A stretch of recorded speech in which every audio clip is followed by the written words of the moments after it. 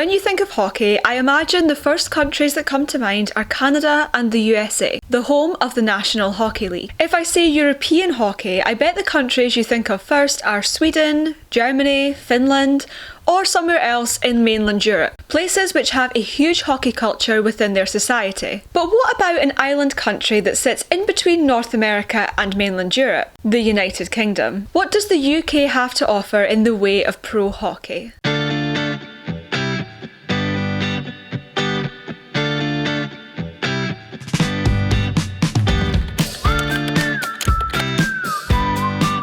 Despite being the best attended indoor sport in the UK, hockey remains more on the niche side, with football, rugby, etc. holding strong as the most dominant sports. There are varying leagues of hockey, or ice hockey as it's called over here, as the default hockey would be field, not ice, played in the UK. From the Scottish National League to the National Ice Hockey League, there are around 11,277 registered hockey players in Great Britain. But the most popular, well-known and well-attended is the professional level of ice hockey in the UK, the Elite Ice Hockey League, or the EIHL for short. If you regularly watch my videos over here, you'll know that the NHL and specifically the Toronto Maple Leafs are my hockey focus. They're what my content revolves around, and it's my favourite thing in the world. But my roots and the way that I discovered the game of hockey in the first place is very much down to the EIHL. At age 16, I went along to a Dundee Stars game and basically my life changed forever, and hockey became my entire personality ever since. So even though the NHL and the Leafs are very much my thing, I have the Elite League to thank for getting me into the sport in the first place. I truly learned the fundamentals of hockey through the Elite Ice Hockey League, and so I'm very grateful that professional hockey exists in the UK, otherwise I would never have found the sport. I know that most people watching this will likely be Canadian or maybe American, and so I thought it would be fun to make a video on an intro to the Elite Ice Hockey League and to professional hockey in the UK. I've made videos like this before on UK hockey way back when I first started doing YouTube, but I figured it was time for an updated version.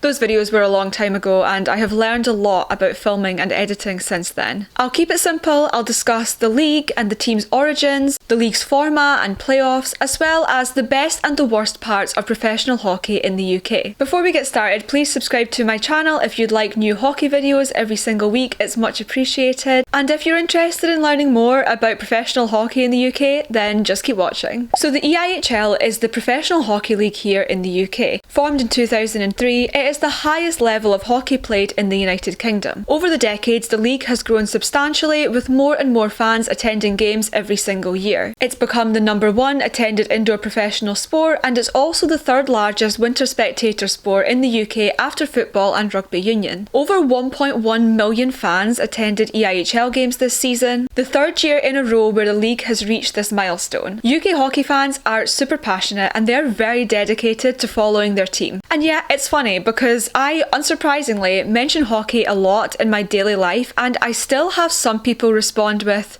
"We have hockey in the UK?" The EIHL consists of 10 teams spread across all 4 nations of the UK, Scotland, England, Ireland and Wales. It's great to have representation across the entire country, and fans over here love to go to away games too, which is made far more viable by the smaller size of the UK. So let's talk about the teams. First of all, we have the Belfast Giants, who are Northern Ireland's representation in professional hockey over here. The Giants were first formed in 1997 by 2 Canadian businessmen, and they first played in the EIHL during the league's inaugural 2003 season. This season alone, Belfast have already won the Challenge Cup and the league title, which we'll discuss in a bit. Next up, we have the Cardiff Devils, who of course represent Wales in the league. They were founded back in 1986, and the team found a lot of success both in its early days, but the team continues winning trophies today, most recently winning the 2025 IIHF Continental Cup title. Then there's the Coventry Blaze, based in Coventry in the Midlands in England. The Blaze were originally founded in 1965 as the original Solihull Barons, and they've won 4 EIHL championships since the formation of the league in 2003. The Dundee Stars, who are my hometown team, based in Dundee, Scotland of course, on the east coast, an hour or so away from Edinburgh, and for the golf fans among you, less than 30 minutes drive away from St Andrews. Formed in 2001, the Stars joined the Elite League in 2010. They were the league's second expansion team for the 2010-11 season. Then there's the Fife Flyers, who are based in Kirkcaldy and Fife. They are the UK's oldest hockey club, formed all the way back in 1938. They joined the EIHL in 2011, and despite facing a lot of hardships as a club in recent times, we've had some fantastic news that they have an agreement in principle with new owners. The future of the Flyers was in true jeopardy this season, and so it's great to see that they'll remain part of the EIHL and part of UK hockey. Next up, we have the Glasgow Clan, who were formerly the Braehead Clan until they changed their name in 2018. They're based on the west coast of Scotland in Renfrewshire. They were formed in 2010 and they joined the EIHL in the same year. The Guildford Flames are based in Surrey in England, and the team were founded in 1992, but they didn't join the EIHL until 2017. The Manchester Storm are based in Altrincham, Manchester, England, and they were formed in 2015, joining the Elite League in the same year. There was a previous Manchester Storm team who were formed in 1995 and who folded during the 2002-03 season, but the current Storm club was established in 2015. Then there's the Nottingham Panthers, who were formed all the way back in 1946, and they've been in the league from the very start in 2003. In their entire history, the Panthers have won 4 league titles, 5 championships, 6 autumn cups and 8 challenge cups. That's a lot of success. And finally, the Sheffield Steelers, who are of course based in Sheffield, England. They were formed in 1991 and they have also been part of the EIHL since the league start in 2003. The Steelers' most recent success came just last season in the 23-24 season when they won the Grand Slam, winning the Challenge Cup, the league title and also playoffs. So now that we've ran through all 10 teams, let's talk about the format of the league a bit. How the regular season is structured, the Challenge Cup, playoffs, etc. So the EIHL's 10 teams face each other 6 times throughout a regular season, 3 games at home and 3 away. This totals 54 regular season games. The league champion is of course the team at the end of the regular season with the most points. In the past 10 to 15 years, you'll generally find that the championship title has gone to one of the same few teams. These teams are usually referred to as the arena teams, and they are made up of the Sheffield Steelers, Nottingham Panthers, Cardiff Devils and Belfast Giants. These teams typically have the highest revenue, the strongest rosters and also the biggest fan bases in the league. In terms of rosters in the EIHL, the roster regulations for this season stated that the maximum number of players a team may register in one season is 25,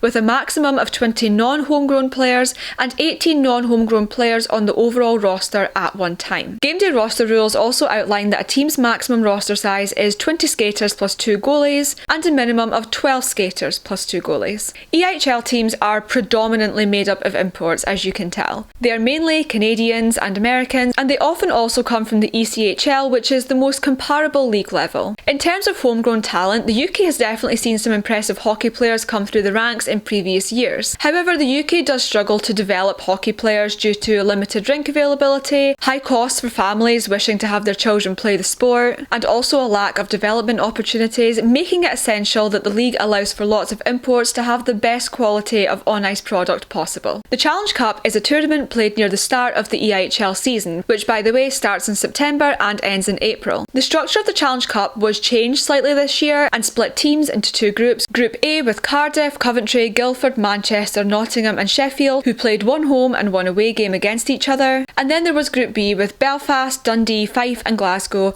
who played 2 home and 2 away at this stage. The winners of Group A and B, as well as the runners-up in Group A, progressed to the semi-finals, with the runners-up in Group B facing the 3rd place team in Group A to decide the final semi-finalist. Of course, this then goes down to 2 teams, which this year it was Cardiff and Belfast, with Belfast ultimately taking the trophy home. Playoffs. EIHL Playoffs. Playoffs are decided in April, with teams placed 1 to 8 at the end of the regular season taking part in quarter-final games in a 2-legged aggregate series. Matchups are decided by 1 to 8 seeding. So 1 plays 8, 2 plays 7, etc. Then the final 4 teams will head to playoff final weekend, a weekend down in Nottingham, which is basically a big hockey party. I've been a couple of times before and it was really fun. Fans from every single fan base attend, even if their team isn't in the final 4. Semi-finals take place on the Saturday, with the 3rd place game and the final taking place on the Sunday. It's honestly really fun. As I say, fans from every single fan base come together in this one weekend down in Nottingham. It's really fun. Everyone goes to the hockey together, then goes out to the bars.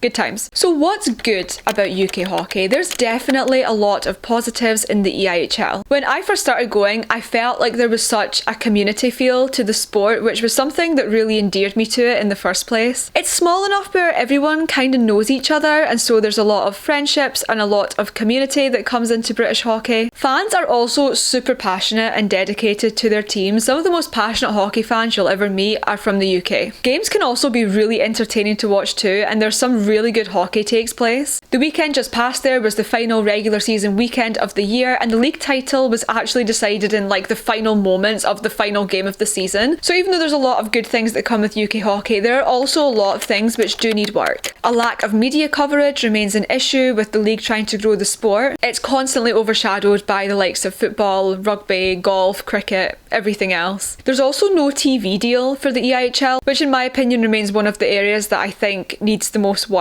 Because there is no TV deal, fans have to buy individual webcast streams to watch their team. These are not cheap. These are £16 per game, which I'll pop up on the screen here what £16 is in Canadian and US dollars just for the conversion rate. That is quite expensive, especially compared to other professional leagues and how people can either buy subscription services to watch them or there's TV deals. The EIHL has neither of these things, and all you can do is buy individual game streams, which arguably are quite expensive. And as I mentioned before, developing UK talent also remains quite a struggle. There are a lack of rinks in the UK. I actually believe that there are more rinks in the city of Toronto alone than there are in the entire United Kingdom. And I understand that it's never fair to compare hockey in any country to Canada because it is like their sport, but that alone tells you just how big a problem rink availability is in the UK. We just don't have enough rinks and we don't have enough ice for people to train on, and oftentimes people who do want to play have to travel long distances just to be able to train. This also leads to it being really expensive. Ice time is expensive because it's so limited. Of course, the training and the equipment and everything else, all the fees involved are also really high, which if you compare to a kid playing football, all you need is some grass and a ball and they can play, compared to all the expensive equipment that goes along with hockey. And we live in a country which has one of the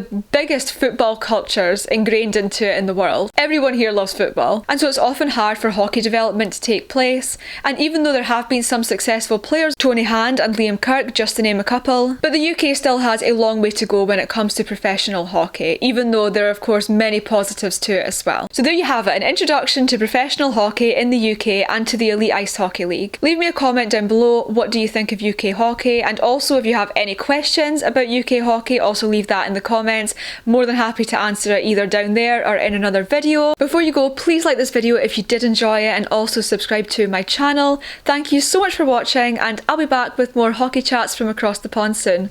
Bye guys.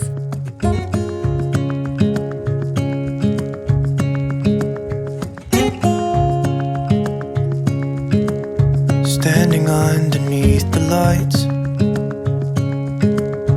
look into each other's eyes. Tired snowflakes are coming down, collapse into water when they hit.